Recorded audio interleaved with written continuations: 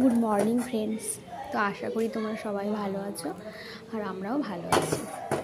তোর বাপির শরীরটা তো একটু খারাপ, শরীর খারাপ বলতে পায়ে ওইগুলোর জন্য একটু আর কি বাড়িতে একটু রেস্টে রয়েছে। তো আজকে থেকে ডিউটি জয়েন করার কথা ছিল, তবে আজকে থেকে ডিউটি করতে পারবে না, কারণ ওইগুলোতে এখনও শুকায়নি।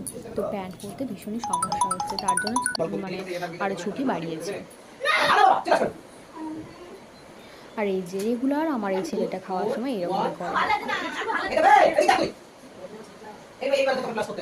তোর বাপি যে বকা দিয়েছে তারপর আবার একটু করে নেয়, প্রতিদিনই এরকম। আর আজকেও রিভিশন টেস্ট ফ্রি।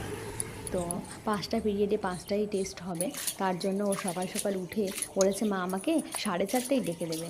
যে ছেলে 7টা বাজলে উঠতে চায় না তাকে নাকি 4:30টায় ডাকবো। তো 5টা থেকেই ডাকা শুরু করেছি, অবশেষে 5:30 নাগাদ উঠেছে। আর এই পরীক্ষার সময়টা যতটা মন দিয়ে একটু পড়ে বা করে না, অন্য সময়টা যদি করে তাহলে এতটা চাপ তো আর হয় না।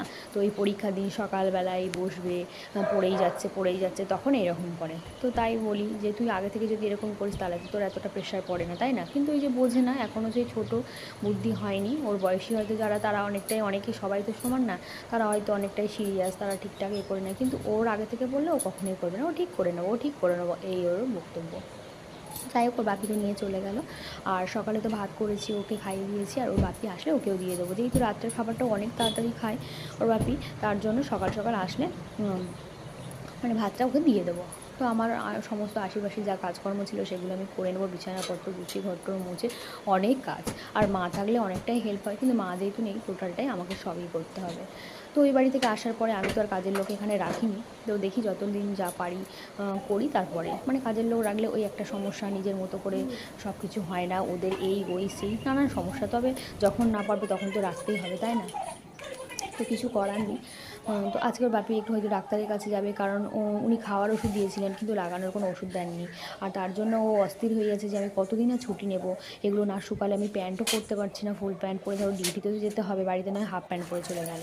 তা আমি বললাম ঠিক আছে তাহলে যেও, তো দুপুর টাইমে হয়তো যাবে। তো এখন ওকে আমি ভাতটা মাথায় দিয়ে দিই, দিয়ে আমি আর জামা কাপড় টাপড় রয়েছে এগুলো কাচাকুচি করবো, কয়েকটা বাসনপত্র রয়েছে সেগুলো ধরবো।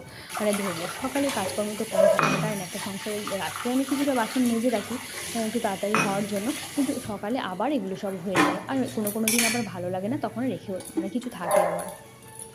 তো যাই হোক, এখন এই কটা ধুয়ে নেবো। আজ তো গণেশ চতুর্থী, তাই বললাম একটু আস্তে আস্তে করে যাও, আমি যদি দোকানে যেতে যাই আমার আবার দেরি হয়ে যাবে। আমাকে একটু লাড্ডু এনে দাও।